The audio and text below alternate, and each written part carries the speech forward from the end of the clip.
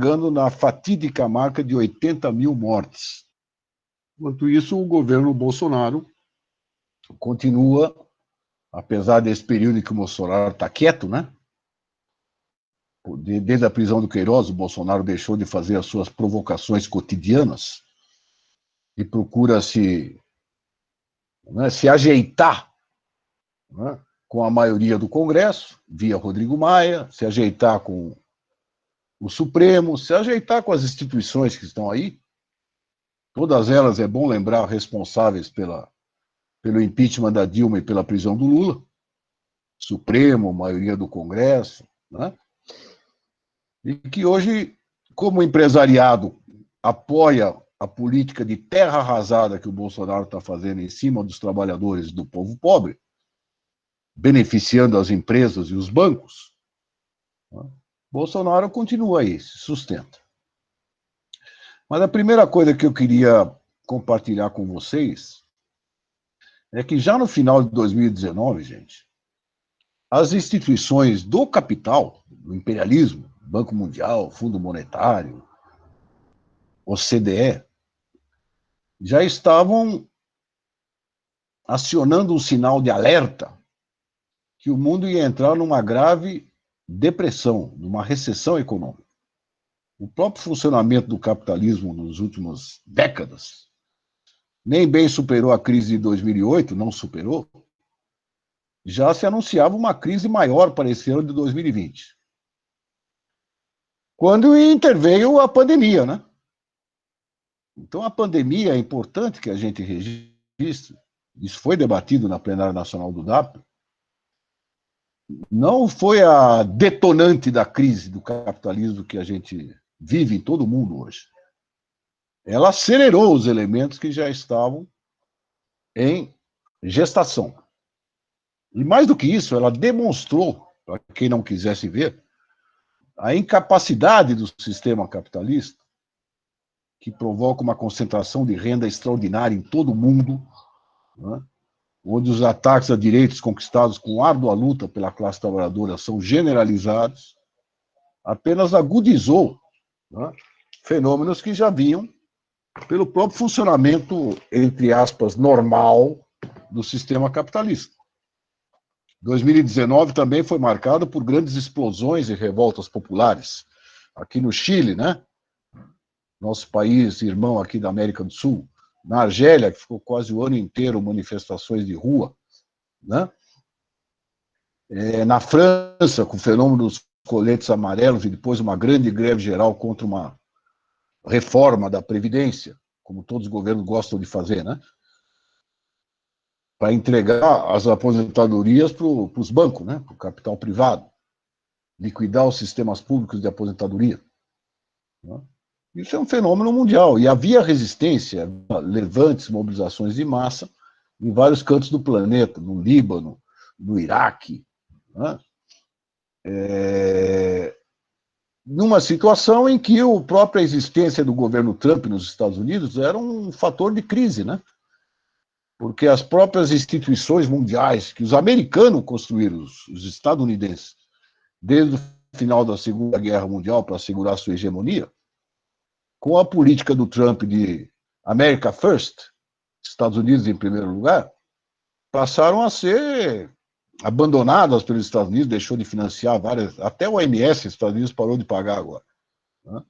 O que ajunta mais um elemento de disfuncionalidade, de crise, sistema que já demonstrou que só tem a oferecer à humanidade barbárie, né? Porque bem-estar, proteção social. Aliás, se a pandemia foi causada por um vírus desconhecido, portanto um acaso da natureza, as consequências que a pandemia está tendo em todo o mundo não tem nada de casuais, gente. Os governos, na maior parte dos países, todos aqueles que estão a serviço do grande capital, aproveitam a pandemia para passar a boiada. Não é uma particularidade brasileira do ministro Ricardo Salles aproveitar a pandemia para passar a boiada. Isso está acontecendo nos 4 cantos do planeta. A nossa reunião nacional do DAP, ela contou com a presença da companheira Luísa Nunes, né, que interviu na reunião, fez uma saudação desde Argel, capital da Argélia, norte da África, companheira pela qual nós fizemos uma campanha, né, grande aqui no Brasil, em vários países do mundo, mais de 100 países, e que conseguimos tirá-la da prisão, né? E ela hoje está livre, seu processo tão fraudulento e montado como o do Lula. Aliás, os dois se encontraram em Paris, o Lula e a Luísa Hannum, né? Recentemente, né, no começo do ano, logo depois da libertação da Luísa. E ela fez uma saudação e uma análise da situação mundial muito importante para aquela reunião do DAP. Uma das decisões que nós tomamos nesse plano internacional foi fazer uma reunião virtual, como essa que nós estamos fazendo, com paraibanos e pernambucanos, né,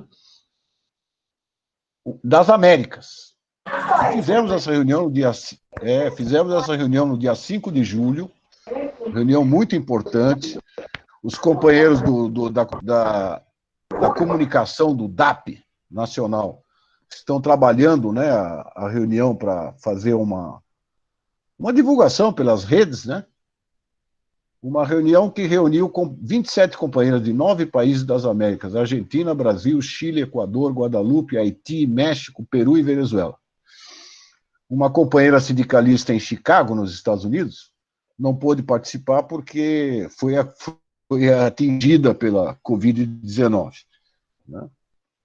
A discussão que foi realizada foi apaixonante, coordenada pelo nosso querido Luiz Eduardo Grihaug, também do Comitê Nacional do DAP. Sindicalistas, militantes políticos de movimentos populares explicaram a situação em seus respectivos países, né? Diante da pandemia, o tema da reunião era pandemia e luta de classes nas Américas. E hoje a América Latina é um dos epicentros da epidemia, né? Ao lado dos Estados Unidos, logo depois dos Estados Unidos. E uma das conclusões comuns foi que exatamente o que eu acabei de dizer: os governos a serviço do capital aproveitam a crise para ampliar ataques contra a classe, seus direitos. E no nosso caso, da América Latina, isso é amplificado pela nossa situação de sujeição, de submissão à dominação do imperialismo mais poderoso do mundo ainda, né? Apesar de decadente, que é o imperialismo dos Estados Unidos. Portanto, a questão da soberania nacional para os nossos povos, a libertação da dominação imperialista, é inseparável da luta contra os efeitos nocivos, né, da sobrevivência desse sistema capitalista mundial, né, que demonstrou que é incapaz de defender a humanidade de um vírus, gente. E por que ele é incapaz de defender a humanidade de um vírus? Porque os sistemas públicos de saúde, de prevenção, os hospitais públicos, vêm sendo desmantelados em toda parte em nome da lucratividade do capital. Ou são privatizados ou possam funcionar com critérios de mercado, né? Como se fosse leitos hospitalares igual a assentos de um avião, como disse um especialista dos Estados Unidos, acerca, né, das condições em que estava o sistema hospitalar nos States, onde tudo é privatizado, né, no momento em que a epidemia chegou ao país. Aqui no Brasil, por sorte, nós conquistamos o SUS, né, mas o SUS, todos nós sabemos, estava sucateado já, né, gente? E com o governo Bolsonaro e sua política genocida, né, de gripezinha, etc. e tal, hoje em dia, trabalhadores do setor de saúde são obrigados a fazerem mobilizações para ter o mínimo de proteção para cuidar dos contagiados. Atos em hospitais, né, mobilizações de enfermeiros, mobilizações de médicos, denunciando as péssimas condições de trabalho, que são um fator, inclusive, de propagação do vírus, né? Se aquele que tem que nos cuidar não tem condições mínimas de proteção, como é que, né, ele vai ser um elemento eficiente no combate à pandemia? De qualquer maneira, a luta de classes prossegue, com pandemia ou sem, né? Infelizmente, durante a pandemia, com várias restrições para que a gente possa colocar milhões nas ruas.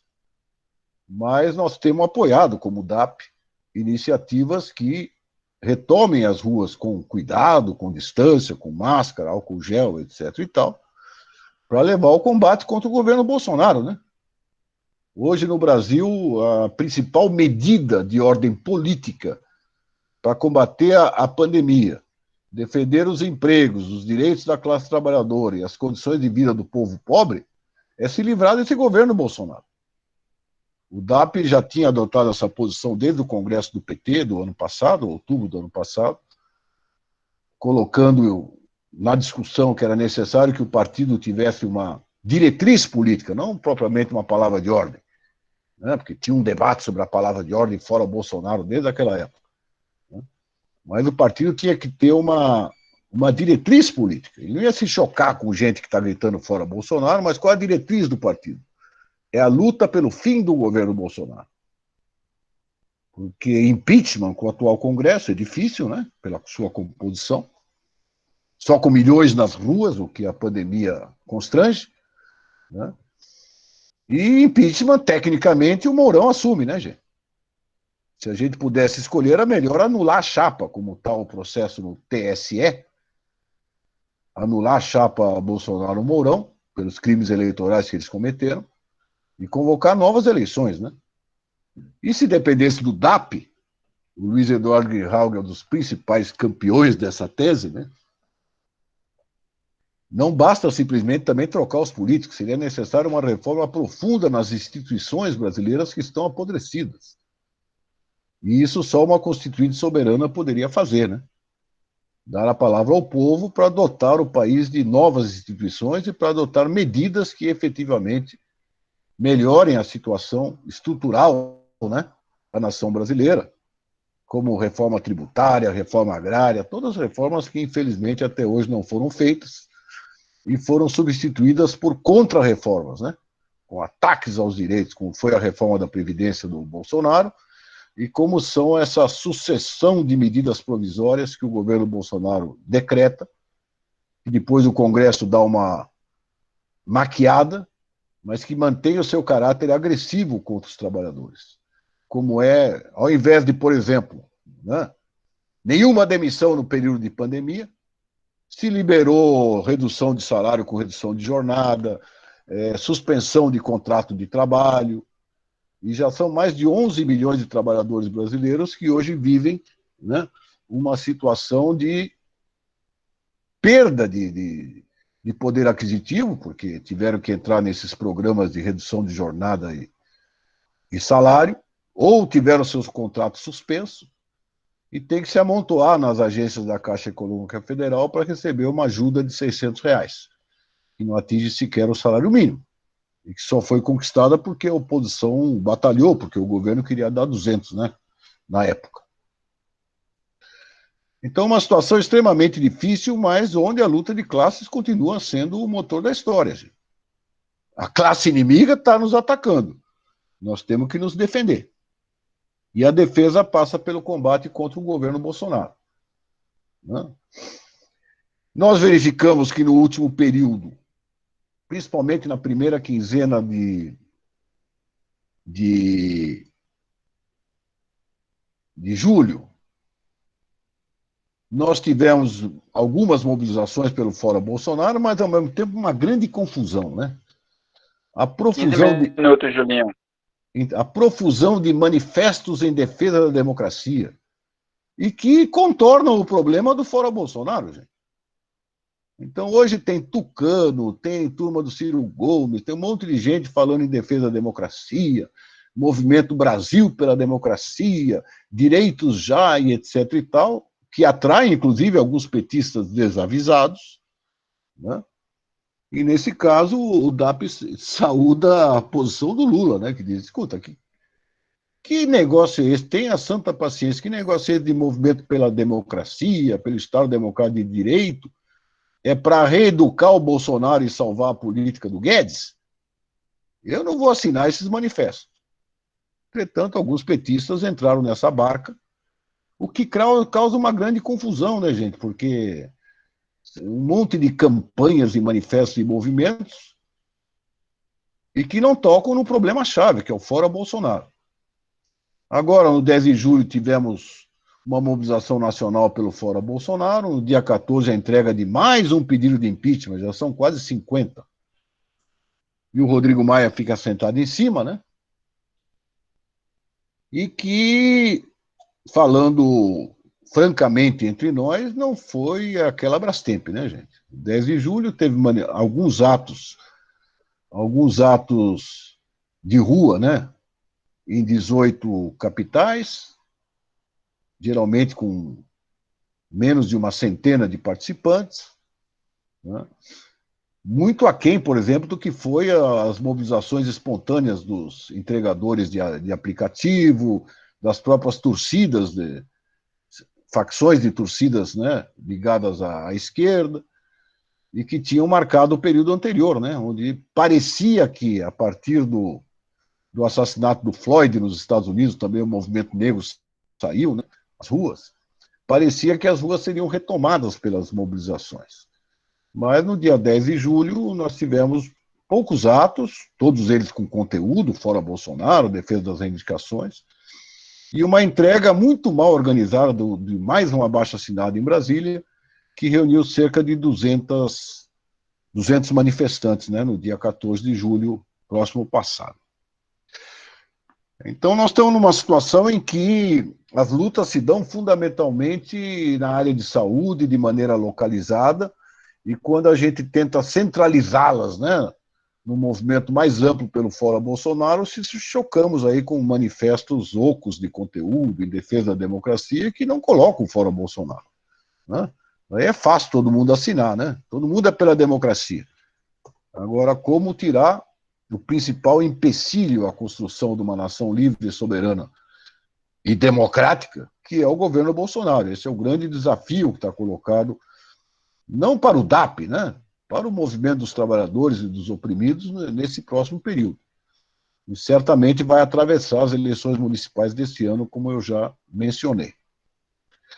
Então, eu acho que nós estamos numa situação de grande dificuldade, de defensiva do movimento dos trabalhadores e dos setores populares, diante de um governo completamente irresponsável, que aproveita a pandemia para privatizar o saneamento, privatizar a água, né, para atacar ainda mais os direitos trabalhistas que já vinham, né, chamuscados pela reforma trabalhista do Temer, né?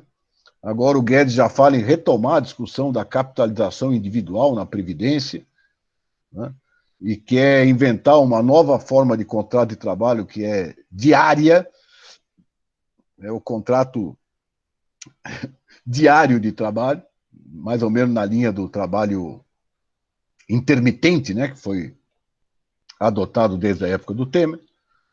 E nós temos que estar junto com as nossas organizações sindicais e junto com o nosso PT, né, na linha de frente do combate a essas agressões, né, àqueles que constroem a nação brasileira, que é a classe trabalhadora, né, e aos setores mais vulneráveis da nossa população, né, as mulheres, os negros, né, os jovens que são vítimas de, em particular os jovens negros, né, de agressão policial todo dia, né, e para isso vai ser necessário muito trabalho, muita unidade, muita luta e escapar das armadilhas que estão no caminho, né? Do tipo dos manifestos ocos pela democracia, que não levam a lugar nenhum, na medida que não apontam o objetivo de acabar com esse governo. Tenho a absoluta segurança que os companheiros do DAP de Pernambuco e da Paraíba estão engajados nesse processo de resistência, né? E nós vamos ter que aproveitar as brechas que existam e que existem, né, para a gente voltar às mobilizações com todo cuidado, com distanciamento, com máscara, com álcool gel, mas voltar a ocupar as ruas desse país, né, para demonstrar que o Fora Bolsonaro tem eco no povo brasileiro. E para nós, para o DAP, o Fora Bolsonaro significa um slogan que deve ser o fim do governo Bolsonaro. Nós não queremos um governo do Mourão, a continuidade da política do Guedes, né? Nós queremos terminar com esse pesadelo que se instalou aqui no Brasil, né, há pouco mais de um ano, né, e que hoje, com a pandemia, né, vem perdendo, né, o respaldo que teve nas eleições, embora mantenha ainda o apoio de uma minoria barulhenta, que hoje não faz mais muito barulho, né, porque o Bolsonaro está no período de apaziguamento por causa do Queiroz, mas que a qualquer momento ele pode lançar mão também desse bando de radicaloides de extrema-direita, fascistoides, né, que vinham frequentemente se manifestando aos fins de semana em Brasília e em outros locais do país. Acho que nós temos a condição de dar a resposta no terreno da luta imediata, né, e também no terreno eleitoral, que nós vamos começar a trabalhar, né, para as eleições agora no final do ano. Esse é o recado que eu queria deixar aos companheiros, e um abraço a todos e todas, e vamos ao debate. Obrigado, Júlio. Nós agora eu queria pedir a Joelson, a gente vai precisar organizar as falas dos companheiros que quiserem se inscrever. Então, a inscrição é no chat, viu? Joelson, você pode fazer esse registro das inscrições do chat, para em seguida a gente ver quantos se inscreveram e a gente ter uma ideia do tempo, né, para cada um, em função do número de inscritos, né, reservando uma resposta, um tempo de resposta final aí para Júlio, de forma que a gente termine essa nossa plenária num tempo razoável, que não passe, não extrapole às 21h30, desculpa, né? São 20 horas e 20 minutos. Então, acho que, no máximo, até às 20h30, às 21h30, seria possível a gente fechar aqui. Mas vou aguardar as inscrições. Joel, toma aí nota e depois informa quantos inscritos. Por favor. São 20 e 15, Elias. Eu sei, são 20 e 15. A gente está propondo ir até às 21h30. Né? Vamos ver quanto tempo vai dar para cada um. Vai depender do número de companheiros inscritos. Joel caiu. Você pode pegar aí, Jaque, as inscrições no chat? Só para a gente ver quantos inscritos estão. Bom, os companheiros que quiserem se inscrever, vão lá no chat, colocam o nome, né, que a gente interpreta como estando inscrito para tomar a palavra, para o debate.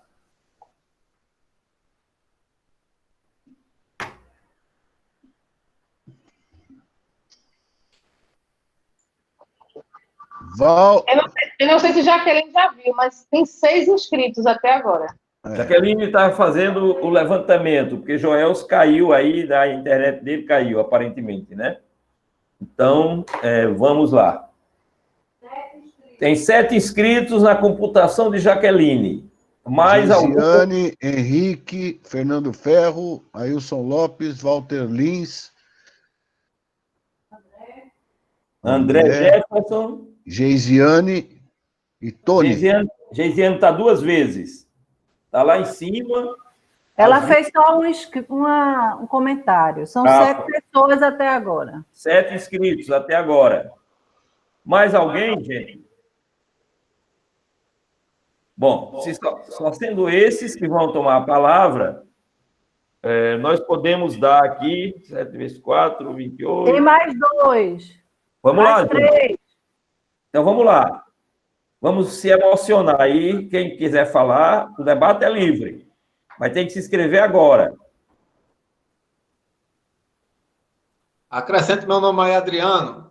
Adriana, é no chat. Mas tudo bem, bota lá no chat teu nome, para depois a gente seguir a ordem, né? Tudo bem. Bota o nome de Adriana aí. Vou botar aqui. Bota aí, já. Já tem 11. Pronto. Alguém mais? Depois a gente vai fechar, viu? Carlos, mais um. Acho. Pô, o pessoal fica aguardando o tempo passar. Cadê os candidatos? Cadê os candidatos? Os candidatos já falaram, já ganharam o voto. Já se inscreveram também, gente. Nada de pressão. A fala é espontânea. É espontâneo. Ninguém está constrangido a falar ou a ficar calado. Pelo amor de Deus. Eu quero ouvir, ficar mais sabida. Eu não estou sabendo. E aí, vamos lá? Eu não estou sabendo entrar no chat. Quem é? Marconi. Bota Marconi aí, Jaqueline. Quem tiver dificuldade, não souber entrar no chat e anotar o nome, diz que Jaqueline coloca. Botou aí já? Obrigado. Marconi? Mais alguém botei, Marconi botei. Ok. Bom, então, gente, nós vamos ver aí quantos inscritos, Jaqueline? 13. 13 inscritos. Bom, se a gente der um tempo de 4 a 5 minutos para cada um, nós vamos ter o quê? 4 vezes 13, 56. Edmilson, Oi. Acho que vai... Suzineide Sim. botou uma mensagem que está se retirando da reunião. Bom. Tá bom. Obrigado, Suzy. Bom, gente, 3 a 4 minutos para cada um, a gente terminaria num horário mais confortável. Júlio vai precisar de algum tempo de resposta, porque vai dialogar com as questões que vocês levantarem, né? Então, a gente propõe isso, avisar com 3 minutos, a pessoa ir até 4, tá bom? Bom, Joel, voltou ou não? Não? Então, Voltou ainda não. Eu vou controlar o tempo aqui e você faz a chamada dos nomes aí, Jaqueline. Quem é o primeiro inscrito? Primeira inscrita é Geisiane. Pode abrir o microfone, Geisiane. Então, só uma coisa, gente, os demais precisam fechar o microfone quando Geisiane e qualquer um outro estiver falando. O da vez fica com o microfone aberto para poder ser escutado. Então, Geisiane, você está com a palavra. Eu aviso com 3 minutos, você tem até 4. Obrigada. Não. Viva Nossa Senhora do Carmo, para as caríssimas e os caríssimos cristãos, né, que tem a cultura cristã, adeptos ou simpatizantes, já que é a padroeira da cidade a qual eu estou falando agora. Viva os trabalhadores, a classe trabalhadora, Vide Marconi Barreto, e parabéns a todas as candidatas e todos os candidatos. Gostaria de me desculpar pelo equívoco dos minutos, eu não sabia que era uma palestra, Júlio. Tenho 24 anos, não entendo nada de política, então eu preciso saber como são os formatos das situações. Então, eu não sei como é que vocês conseguem explanar sem ter nada anotado, mas eu tenho que anotar, porque eu esqueço tudo. Primeiramente, eu sou de Belém de Maria, então a minha zona eleitoral não é aqui em Recife, então não tenho essa difícil decisão de escolher. Infelizmente, eu queria ter, né, essas opções todas de escolher. E foram muitas falas aqui, né, muitos fora Bolsonaro, e isso me preocupa, porque é como se o PT estivesse usando a mesma estratégia da campanha, o ele não. Para mim, Bolsonaro é um imbecil, é um ridículo, é desprezível, não me causa medo. E se ele causa medo em alguém aqui, tem que pensar essa estratégia.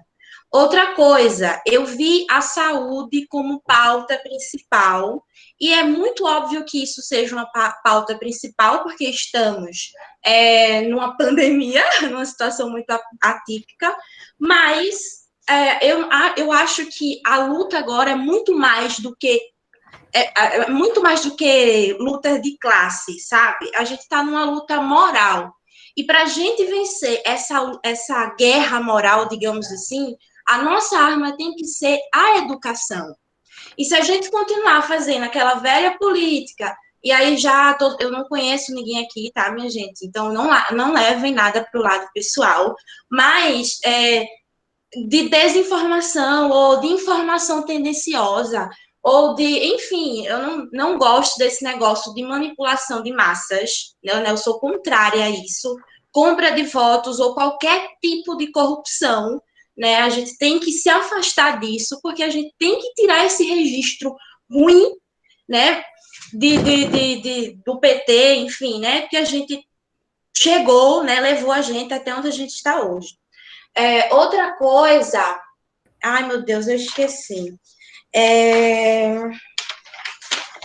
Então, a gente tem que educar essa galera que é fanática. E, por exemplo, na minha cidade, há uma coisa que eu gostaria, que a gente não precisasse ser filiado a nenhum partido para se candidatar. Na minha cidade não tem nenhum candidato petista. Enfim, é muito complicado, porque a gente tem um público evangélico e a gente tem que entender que existe um público bolsonarista por questão de caráter, de moral, mas tem um grupo bolsonarista que é simplesmente desinformação, a gente não pode descartar isso, que é vítima Você tem 1 minuto. Obrigada. Vítima de fanatismo, né? De persuasão, porque tem gente que tem inteligência para persuadir, para mexer com o emocional de pessoas. Isso tudo tem que ser avaliado. Então, a gente tem que... mais ciência política e menos politicagem. Então, assim, eu sei que os políticos de todo o país teve que adotar umas posturas meio politiqueiras. Tudo bem, eu entendo, mas eu acho que não funciona. Né? A gente tem que crescer, temos que ser bons e fazer o bem de verdade, pensar coletivamente, em ações, não em palavras. Já deu. Obrigada. Obrigado, Geisiane. Gente, quem é o próximo, Jaque? Próximo é Henrique. Bom, eu proponho que as pessoas, quando forem falar, digam se são convidados ou se fazem parte de algum grupo de base do DAP. No caso de Geisiane, é do grupo de base do DAP de Recife. Agora, Henrique. Vamos lá, Henrique. Boa noite, companheiras e companheiros. Depois do Henrique é Ferro. Só para dizer o próximo. Para já adiantar, né? Tá bom. Boa noite de novo, já me apresentei. Vou já focar um pouco mais na fala do Júlio. Tem uma provocação que não sei se vai dar tempo de fazer, mas eu vou tentar seguir a minha lista. Eu não tenho uma série de coisas aqui para falar. Eu concordo com tudo que o Júlio veio dizendo, mas eu queria fazer alguns comentários. Essa política de saúde de Bolsonaro, ou despolítica, sei lá como a gente poderia chamar, não é por acaso, na verdade, né? Faz parte dessa tradição da direita brasileira, no caso dele, pior ainda, da extrema-direita, é uma política que se completa a perseguição à classe trabalhadora, o extermínio da população negra. Não à toa, eles foram radicalizando o discurso e descredibilizando a própria política que, em partes, o Ministério da Saúde tentou fazer em algum momento, mas o próprio presidente acabava e depois jogou tudo para os governadores, à medida que a curva da doença, que a gente está todo mundo ouvindo falar, foi mudando. Quando a doença passou dos bairros mais sofisticados, vamos dizer assim, dos bairros das elites, dos bairros de quem tinha dinheiro, de quem tem dinheiro, e passou aí para a periferia, aí é que eles degringolaram de vez, de não assumir o papel que o governo federal deveria assumir, de não repassar os recursos. Então, isso é um comportamento de replicar essa estratégia da direita e que a gente tem que combater. Essa política da saúde é a continuação da política trabalhista, é a continuação da política previdenciária, é a continuação da política de perseguição aos nossos direitos que esse pessoal tem promovido. Mas, ainda assim, eu queria citar outras coisas, por exemplo, que a gente vive hoje, na direita aqui do Brasil, uma crise. Bolsonaro está domesticado nesse momento porque pegaram o Queiroz na casa do advogado dele, ele está calado, mas a direita está essencialmente em crise. Completando isso que o Júlio falava, eles hoje não têm, o mercado financeiro não tem um outro nome, os grandes industriais não têm um outro nome, os meios de comunicação não têm um outro nome, e tem medo, porque não vamos nos enganar.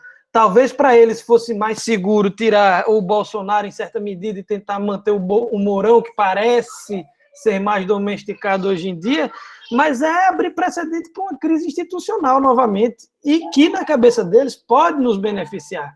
Então, isso um pouco que Geisiane estava dizendo, nenhum de nós aqui está querendo tirar Bolsonaro e fazer nada disso para nos beneficiar politicamente, não, mas que a gente acha que é importante para a classe trabalhadora, para o povo brasileiro que saia. A gente não aguenta 2 anos mais de Bolsonaro desse jeito, não, gente. Se tiver um outro problema como esse, a sociedade brasileira como vai estar?